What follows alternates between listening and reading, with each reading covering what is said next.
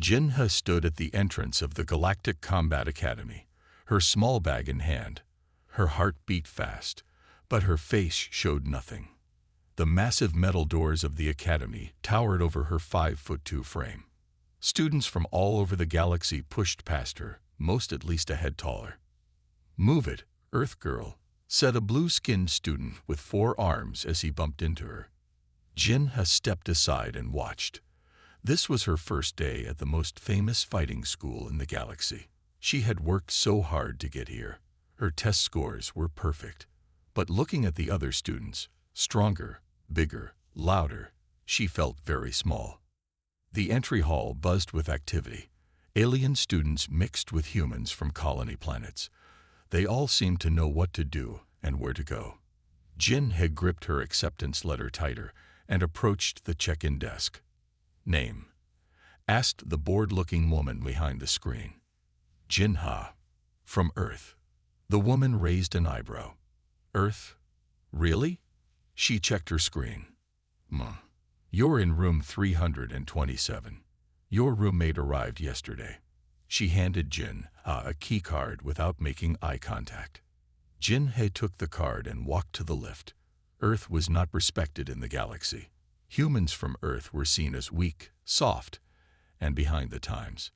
Colony humans, who had lived on other planets for generations, looked down on Earth humans too. Room 327 was at the end of a long hallway. Jinha took a deep breath and swiped her card.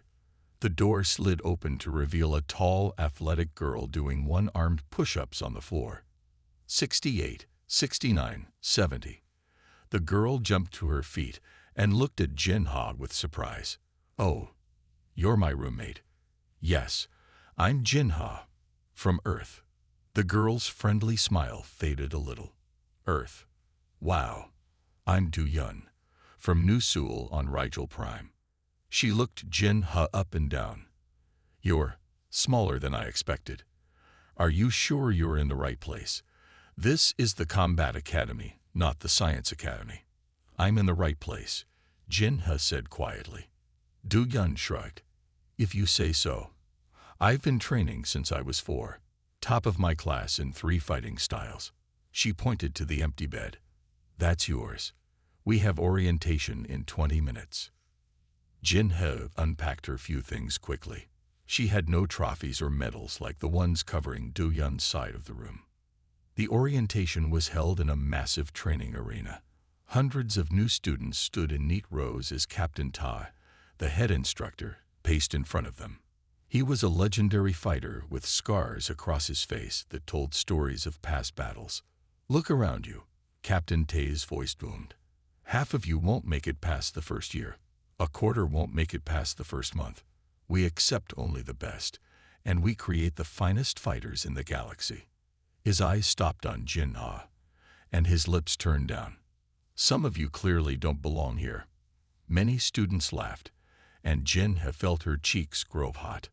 But time will tell who stays and who goes. During the physical assessments that followed, Jinha struggled. She couldn't lift the weights the others could. She couldn't run as fast. When they paired up for basic sparring, her partner, a tall boy named Hyun, pinned her in seconds.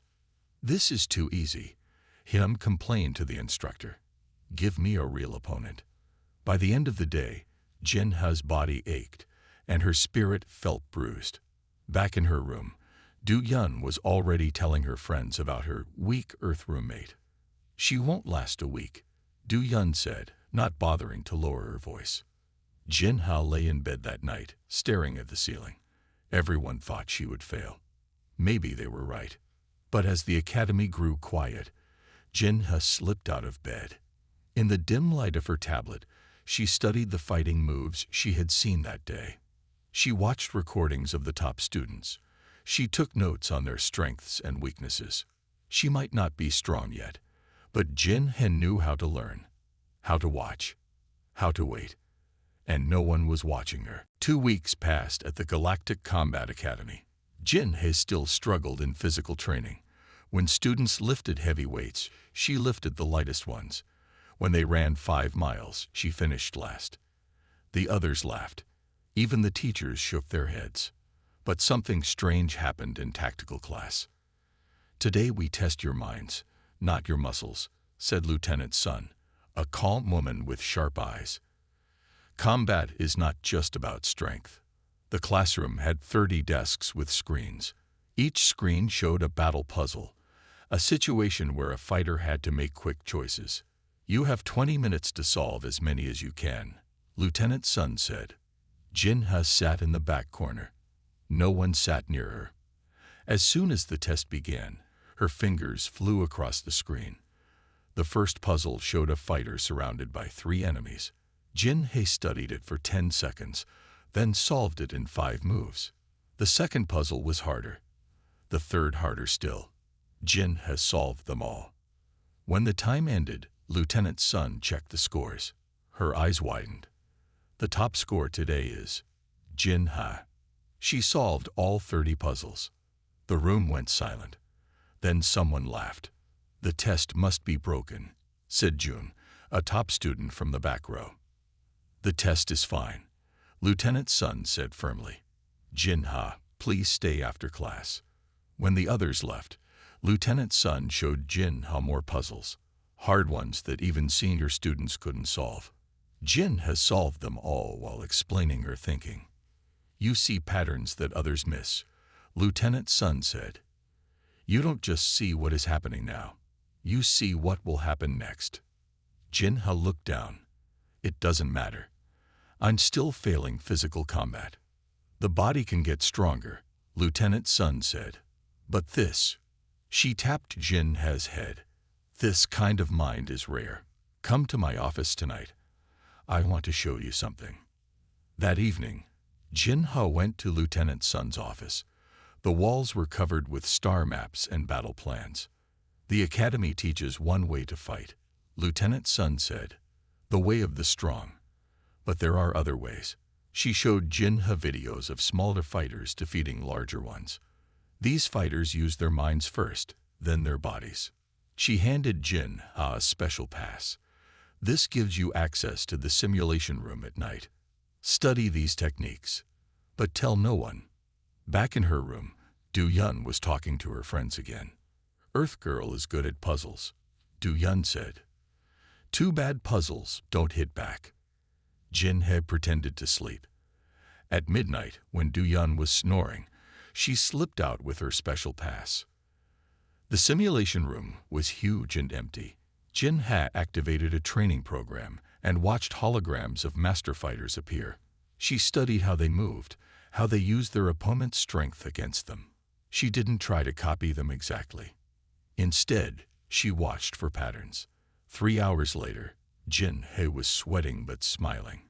She had found something important. Most fighters had habits. They moved in ways they didn't even notice. If you knew what to look for, you could predict what they would do next. Meanwhile, across the galaxy, something was happening. Lieutenant Sun received an urgent message on her tablet. Another military outpost had been destroyed, the 3rd this month. The attackers used fighting styles no one had seen before. The next morning in physical training, Captain Ta paired students for sparring. Jinhe was paired with a tall girl from Jupiter's moons. "Try to last at least 10 seconds this time, Earth Girl," Captain Ta said, not hiding his mockery. The sparring began. The tall girl charged at Jinhe like always. But this time, Jinhe stepped slightly to the side. The girl missed, stumbled, and Jinhe used a small push, just enough to help the girl fall from her own momentum. The room went quiet. "Lucky move," Captain Ta said. Again. The tall girl attacked again, more carefully this time. But Jinhe had watched her for weeks. She knew exactly what the girl would do next. 15 seconds later, the tall girl was on her back again, looking confused. Captain Ta frowned. Du-Yun, watching from the side, looked at Jinhe with new eyes. No one was laughing anymore. Word spread quickly about Jinhe's surprise victory. Some students said it was luck. Others watched her more closely now. Jinhe didn't care what they said. Every night, she slipped out to train alone. She studied fighting styles from across the galaxy. She didn't try to copy the powerful moves. Instead, she looked for ways to use less energy and more brains. One night, Du Yun followed her. "So this is where you disappeared to," Du Yun said, stepping into the simulation room. "I thought maybe you were crying somewhere." Jin Ha didn't answer. She turned back to the hologram fighter she was studying. "What are you even doing?" Du Yun asked, moving closer. "That's an Arcturian wrestling style. Their arms are twice as strong as ours. You can't use those moves." "I'm not trying to use their moves," Jin Ha said quietly. "I'm learning how to beat them." Du Yun laughed, but she stayed to watch. Jin Ha activated a sparring program. A hologram fighter appeared, big, with 4 arms like the blue student who had pushed her on the first day. The hologram attacked. Jin Ha didn't try to block its powerful arms. Instead, she moved just enough to make it miss. When it overextended, she used its own weight to pull it down. "That's not how they teach us to fight," Du Yun said, frowning. "I know," Jin Ha replied. "Their way doesn't work for me." "Show me again," Du Yun said, crossing her arms. Jin Ha showed her. After an hour, Du Yun left without another word. But the next night, she came back. And the night after that. "Your weight is weird," Du Yun finally admitted. "But it works." The next week, Captain Tai announced a surprise assessment. "Each of you will face a mid-level combat droid," he explained. "These droids adapt to your fighting style. You cannot beat them with simple moves." Students went one by one. Many did well at first, but lost when the droids adapted. When it was Jin Ha's turn, Captain Ta smiled coldly. "Try not to get hurt, Earth Girl." The droid activated. It was twice Jin Ha's size. With quick reflexes, it attacked immediately. Jin Ha didn't fight the way she had been taught. She didn't fight the way anyone in the room had been taught. She moved differently each time, never establishing a pattern for the droid to learn. When the droid swung, she wasn't there. When it lunged, she used its momentum to send it off balance. She never hit hard, but each small touch was exactly where it needed to be. 3 minutes later, the droid lay deactivated on the floor. The room was completely silent. "How did you do that?" Captain Ta demanded. "I watched it," Jin Ha said simply. "It has patterns. All fighters do." "Fighting is about strength and speed," Captain Ta said angrily. Jin Ha looked at him directly for the first time. "No, fighting is about winning." That evening, Jin Ha found a message on her tablet. It was from Lieutenant Sun. "Meet me now." In Lieutenant Sun's office, a serious discussion was taking place. "She can't keep training alone," Lieutenant Sun argued. "She needs proper guidance. Her methods are unorthodox," said another voice. The academy director himself, a tall man named Kang. "The reports from the outer sectors are getting worse," Lieutenant Sun said. "The Void Collective defeated another battle cruiser yesterday. They fight in ways our soldiers have never seen.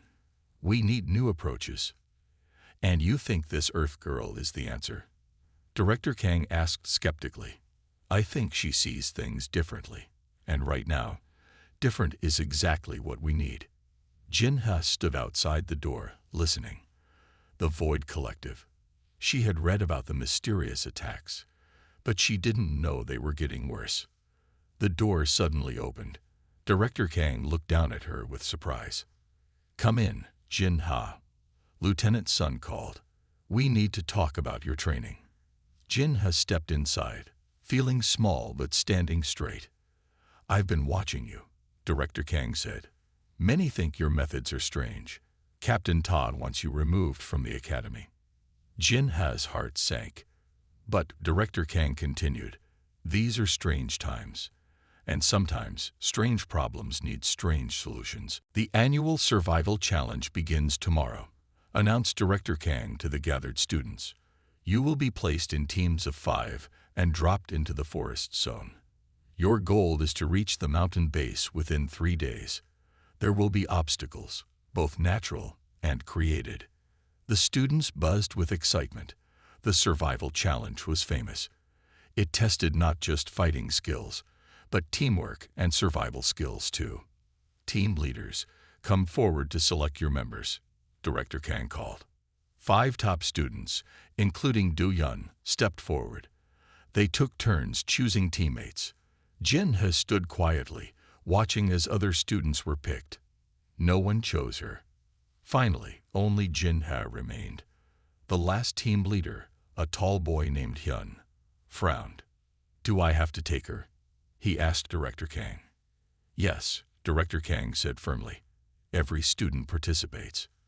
Hyun's team looked unhappy as Jin had joined them. Besides Hyun, there was a muscular girl named Mai, a thin boy called Sang, and a quiet alien student with scaly skin named Cal. "Don't slow us down, Earth Girl," Hyun warned. The next morning, all teams boarded transport ships. Jin He's team was dropped in a thick forest far from the others. As soon as they landed, Hyun took charge. "We go east," he ordered. "Fast pace. Me takes point. I'll guard the rear." "Wait," Jin He said softly. "We should check the map first." Hyun laughed. "I don't need a map. The mountain is clearly east." Jin He didn't argue. They walked for hours. The forest got thicker and darker. Strange sounds came from all around. Suddenly, Mai stopped. "The ground feels strange here," she said. Before anyone could respond, the earth beneath them collapsed. They fell into a deep pit, landing hard on the bottom. "Everyone okay?" Hyun asked, getting up slowly. They all had cuts and bruises, but nothing was broken. Hyun tried to climb out, but the walls were too slippery. "Now what, leader?" Sang asked, not hiding his anger. Jin He quietly examined the pit. She had read about these in the academy library. "This is a trap pit," she said, "made by the forest predators. They'll come soon to check it." "How do you know that?" Hyun demanded. "I studied this zone before we came," Jin He replied. She pulled a small device from her pocket, "and I downloaded the terrain map." Hyun looked embarrassed. "Well, how do we get out before the predators come?" Jin He pointed to roots sticking out from one side of the pit. "We can use those to climb out. But we need to be quick and quiet. These predators hunt by sound." As if answering her words, a low growl came from above. A large shape moved at the edge of the pit. A forest stalker. A 6-legged predator with sharp teeth and excellent hearing. "Nobody move," Jin He whispered. "Their vision is poor, but they can hear a heartbeat from 50 feet away." The team froze. The stalker sniffed the air, then let out a frustrated growl. It began circling the pit. "It knows we're here," Mai whispered. "Yes, but it's not sure exactly where," Jin He explained. "We need a distraction." She pulled out her water bottle and unscrewed the cap. "When I throw this, everyone run to the roots and climb. Hyun, you go first since you're strongest. Help pull the others up." Hyun looked at her with surprise, then nodded. Jin He threw the bottle far to the other side of the pit. It hit with a splash. The stalker immediately charged toward the sound. The team ran to the roots and began climbing. One by one, they made it out. Jin He went last. As she reached the top, the stalker turned and spotted her. It charged. "Run," Hyun shouted. But Jin He stood still. The stalker raced toward her, then suddenly stopped, confused. Jin He hadn't moved an inch. "They attack movement," she explained as the others watched in amazement. "Stay still, and they can't find you." The stalker growled in frustration, then slunk away into the forest. "How did you know all that?" Sang asked. Jin He shrugged. "I pay attention in xenobiology class." Hyun looked at Jin He with new respect. "Which way to the mountain, navigator?" Jin He smiled slightly and pointed. "West. The mountain is west." Hyun blinked. "But I was sure." "East is where the stalker nesting grounds are," Jin He said. "We're lucky we fell into that pit." As they walked in the correct direction, Hyun fell in beside Jin He. "Thanks," he said quietly, "for not making me look stupid in front of everyone." Jin had just nodded. One by one, she was turning enemies into allies, not with her fists, but with her mind. Jin He's team was the first to reach the mountain base, finishing the survival challenge a full day ahead of the other teams. Stories of how she had saved them from the forest stalker spread quickly through the academy. Some students were impressed, others were not.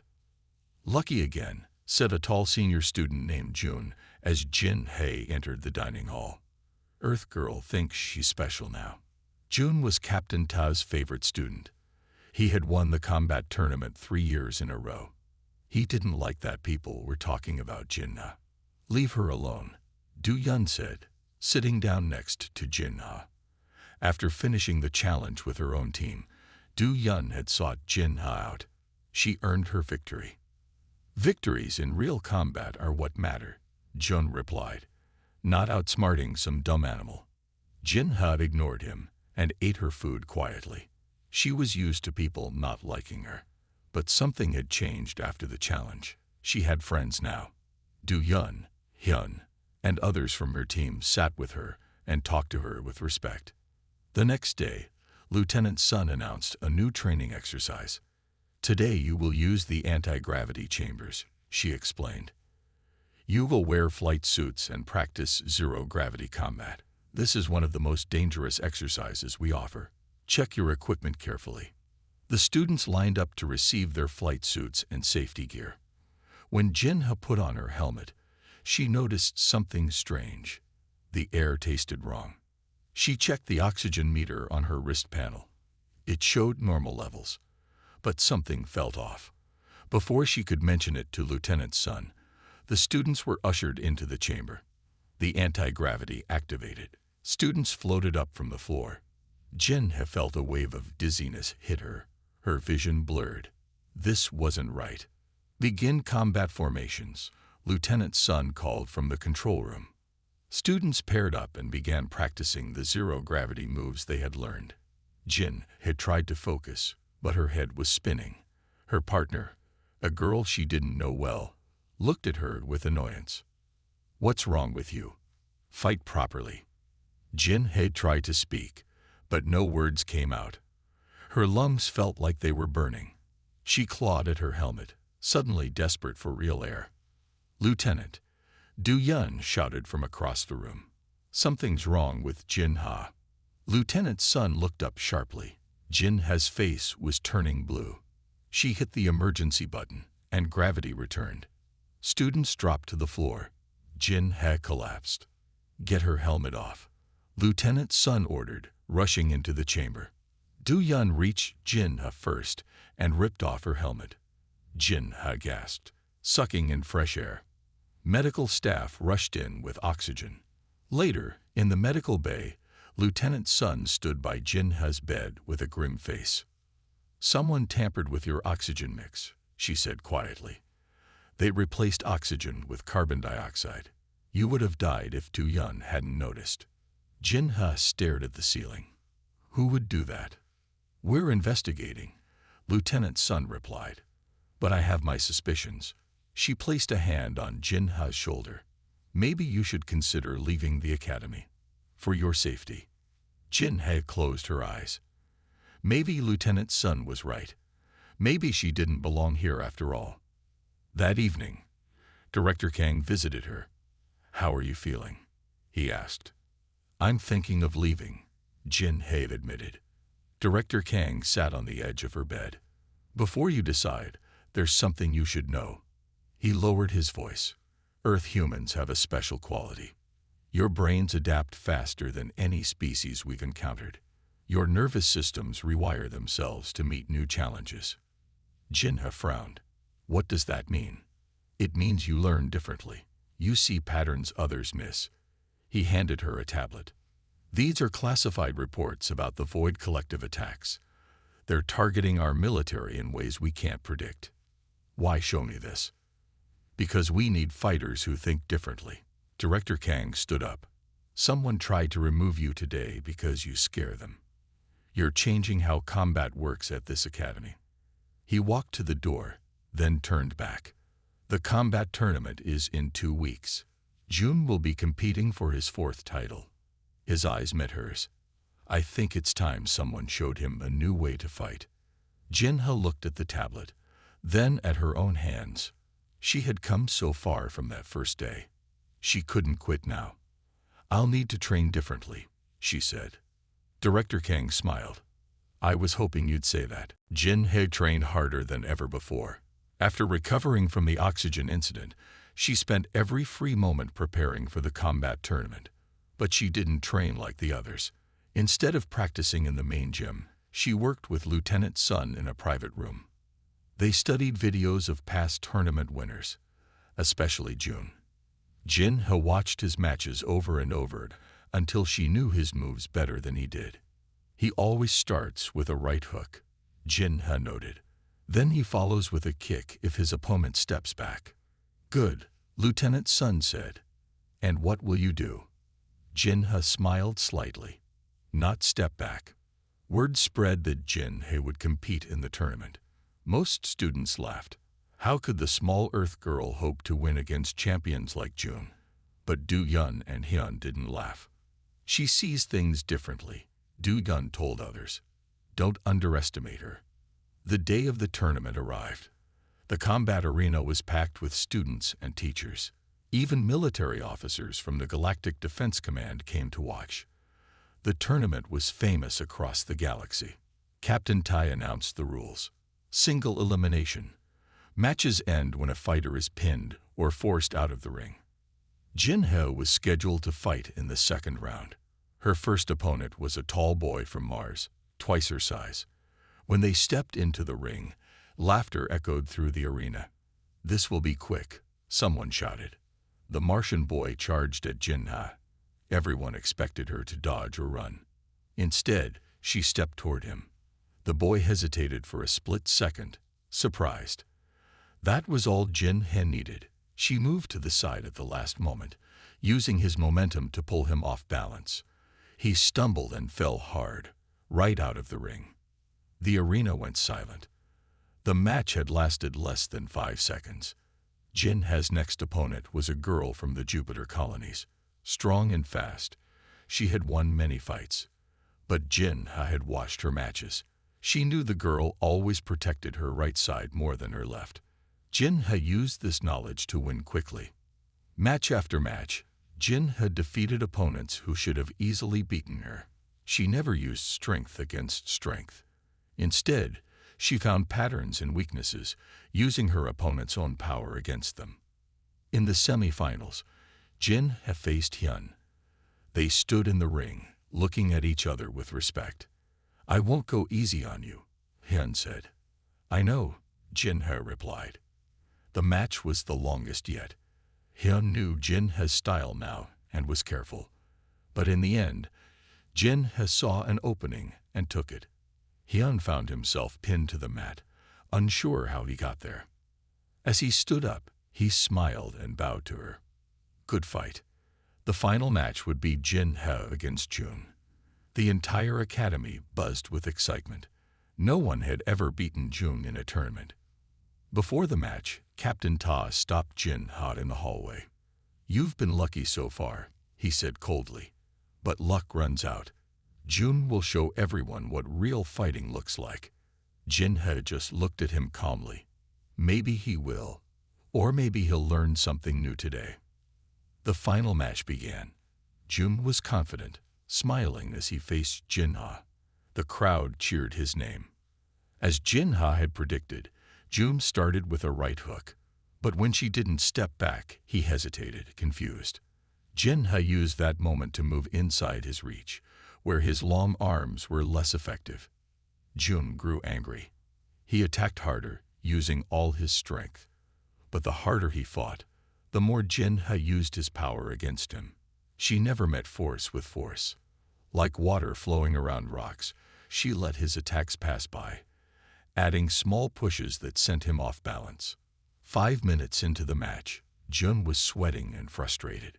Jinha looked calm, barely breathing hard. She had turned the fight into a chess match, and she was winning. Finally, Jun made a mistake. He overextended on a punch, and Jin He caught his arm. With a simple twist and shift of weight, she sent him flying to the mat. Before he could recover, she had him pinned. The referee counted down. 3, 2, 1. Match over. The arena exploded with noise. Some cheered, some booed, many just stared in shock. Jin Ha, the small Earth girl, had just become champion. As she stood in the center of the ring, Director Kang approached with the winner's medal. Behind him, Captain Ta looked like he had swallowed something bitter. "Congratulations," Director Kang said, placing the medal around her neck. "But remember, tournament fighting is not the same as real combat." Jin Ha nodded. "I know. Real enemies don't follow rules." Little did she know how soon she would face those real enemies. 3 days after Jin Ho won the tournament, alarms blared through the academy. Students rushed to the assembly hall where Director Kang stood with a grim face. "The Void Collective has attacked the Proxima system," he announced. 3 planets are under siege. Their defense forces are overwhelmed. A hush fell over the room. The Void Collective had been attacking distant outposts for months, but never a major system so close to the academy. All senior students are being mobilized to assist with civilian evacuation. Director Kang continued. "This is not a drill. This is real combat." Jin Ha looked at Du Yun. Neither of them were seniors, but they had both finished near the top in the tournament. "Junior students will remain at the academy," Director Kang added. Then his eyes found Jin Ha. Except for special cases, Jin Ha, Du Yun, Hyun, and Jun. Report to Hangar Bay 3 immediately. Whispers spread through the crowd. Junior students were never sent to real combat situations. In the hangar, Captain Ta waited with Lieutenant Sun and several military officers. "You 4 showed exceptional skills in the tournament," Captain Ta explained. "The evacuation station on Proxima I needs additional security. Your job is to help protect civilians until the main fleet arrives." Jin Ha listened carefully to the mission briefing. The evacuation station was a large spaceport where thousands of civilians were gathering to escape the planet. "This is not a combat mission," Captain Ta emphasized, looking at Jin Ha. "You are there to maintain order and assist with emergency procedures." 4 hours later, their transport ship landed at the evacuation station. The scene was chaotic. Thousands of scared people crowded the terminals. Security officers struggled to keep order. Jin Ha and the others were assigned to different sections. Jin Ho worked in the East Terminal, helping families board evacuation ships. For several hours, things ran smoothly despite the fear and tension. Then the building shook violently. Alarms blared. "The Void Collective has breached the atmosphere," announced a voice over the speakers. "All security personnel to defense positions." Jin Ho rushed to the command center where Captain Ta was receiving reports. "Their ships have landed 2 miles from here," a security officer reported. "Ground forces are advancing toward the station." "How many civilians still need evacuation?" Captain Ta asked. "At least 3,000, someone answered. Captain Ta's face hardened. "We need to hold them off until the last ships leave." Jin He studied the tactical display. The Void Collective forces moved in unusual patterns, not the straight attack lines typical of military formations. "Their movement doesn't make sense," said one officer. But to Jin Ha, it did make sense. She had studied the reports Director Kang had shown her. "They're using adaptive formations," she said quietly. "They change based on our defensive positions." Captain Ta looked at her with surprise. "Explain." "They study patterns," Jin has said. "When we defend in a standard way, they already know how to counter it. We need to be unpredictable." Before Captain Ta could respond, explosions rocked the building. The command center's roof partially collapsed. Debris fell everywhere. When the dust cleared, Captain Ta and most of the senior officers lay injured or unconscious. The few remaining officers looked around in panic. Jin He checked Captain Ta. He was alive but badly hurt. She stood up and looked at the tactical display, which still functioned. They'll be inside the station in 10 minutes, she said calmly. We need to change our defense strategy now. Who put you in charge? Demanded one officer. Do Yun stepped forward. I did. She knows what she's doing. Hyun nodded in agreement. Even Jun, after a moment's hesitation, nodded too. Jin-ha pointed to the display. Move our fighters to these positions, she ordered. Not in standard formation. Spread them out randomly. And change positions every 2 minutes. The officers hesitated, then followed her instructions. Outside, the first wave of Void Collective forces hit the station's defenses and met unexpected resistance. It's working, Du-Yun said, watching the display. They're slowing down. Jin-ha nodded. They can't predict what they don't understand. She turned to the communications officer. How much longer until the civilian ships are away? 20 minutes for the last ship. Jin-ha looked at the tactical display again. Then we need to hold for 20 minutes. And I have an idea how. Jin-ha's plan worked. By constantly changing defense patterns, they confused the Void Collective forces. The last civilian ship escaped just as the enemy broke through the outer walls. Everyone to the emergency shuttles, Jin-ha ordered. We've done our job here. The remaining defenders retreated to the hangar bay. As they boarded the last shuttle, a military transmission came through. This is Admiral Park of the Galactic Defense Command. Who is in charge there? Do-Yun looked at Jin-ha and handed her the communicator. This is Cadet Jin-ha, she said. Captain Ta is injured. We've evacuated all civilians and are leaving now. There was a pause. Cadet Jin-ha, you're the one who changed the defense pattern. Yes, sir. Report to command headquarters as soon as you return. Directly to me. 3 days later, Jin-ha stood in a large meeting room at command headquarters. Admiral Park, a stern woman with short gray hair, studied her carefully. Your actions saved over 3,000 civilians, the Admiral said. And your defense strategy has given us valuable data on the Void Collective. Jin-ha stood straight but said nothing. Captain Ta has recovered enough to file his report. Admiral Park continued. He says your understanding of the enemy's patterns was unusual. Jin had thought about the word unusual. It was what people always called her. I just watched how they moved, she explained. They adapt to standard tactics very quickly, so we needed to be unpredictable. Admiral Park nodded. The same strategy that won you the Academy tournament. Admiral Park pressed a button, and a large holographic display appeared. It showed star systems and battle reports. The Void Collective has defeated our best battle groups by predicting our tactics, Admiral Park explained. Standard military doctrine has failed. She looked directly at Jin-ha. We need a new approach, something they haven't seen before.